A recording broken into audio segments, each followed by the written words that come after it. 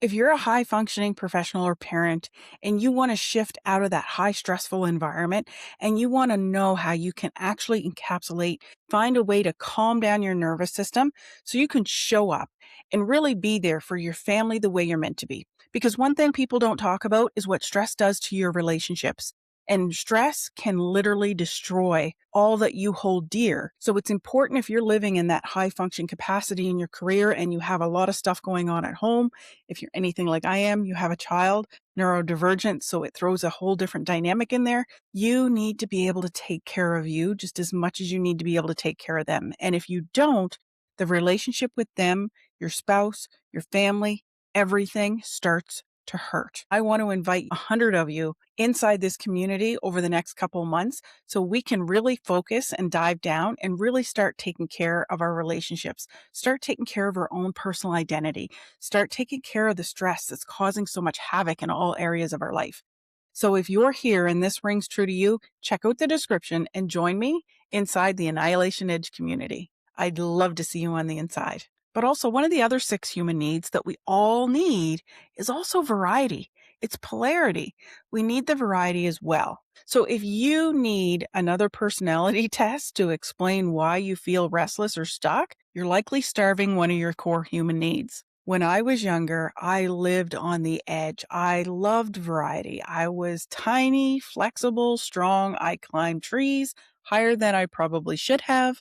I scaled the ropes in the gym to the ceiling, which I don't even think they even have them available anymore. I rode my bike way too fast, constantly flipping, jumping, doing gymnastics, walking on stilts that were probably way too high, constantly doing things I probably shouldn't be because of the thrill, the excitement, and I knew that I could. So I took risks without a second thought, and safety barely crossed my mind because life felt alive, exciting, and unpredictable. But then something happened.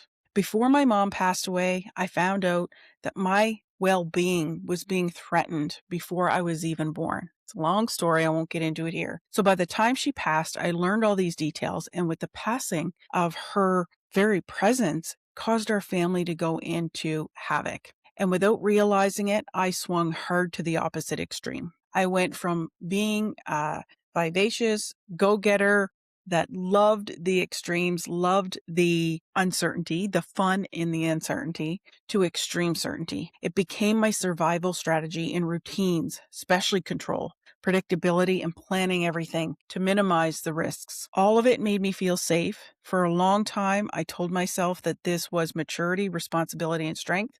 But honestly, I didn't even recognize it to be that, but that's what I was seeking. Wanted the approval of my dad and so many other superiors that I became the control freak to control the outcomes. But that, my friend, slowly became my cage. Here's what really happened. Variety and certainty aren't personality traits. They're human needs. Every single one of us have both of these needs, giving us safety, stability, and grounding.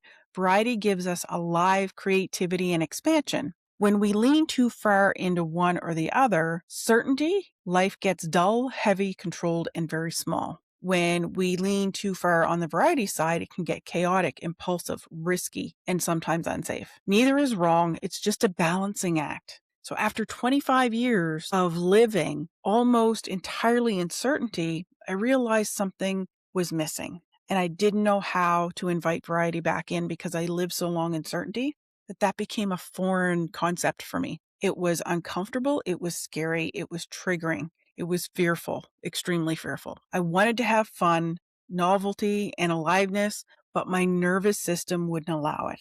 So I tend to drew towards personalities that were that way so I could feed off their fun and just let it flow a little bit on the edge of their love for uncertainty. So it's a balancing act. It's not any skill that can be practiced, but it's something that you can help shift inside yourself. And for me, that shift happened when I stopped asking, which one am I? And I started asking, which one am I starving right now? Who is it that I want to be? And how does that look? How can I show up? So if life is feeling rigid, controlled, and heavy, variety isn't dangerous, it's medicine. And if it feels scattered, risky, and unstable, it's a safety net. See, you don't need to flip your whole life upside down.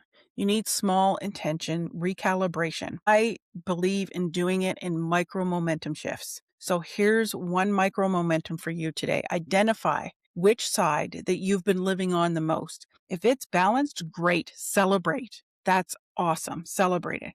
But if you're leaning towards one or the other, identify it. Look at what is it that's keeping you deeply on the side of certainty. What is it that's keeping you deeply on the side of variety? And how can you get grounded from the variety? And how can you let go of some of the grounding on the certainty and release and relax into some fun and unexpected playfulness? So remember, balance isn't in the swinging harder one way or the other. It's found by learning and navigating and moving which way works best for you. If you need or want some help in these areas, come join me inside the Annihilation Edge community.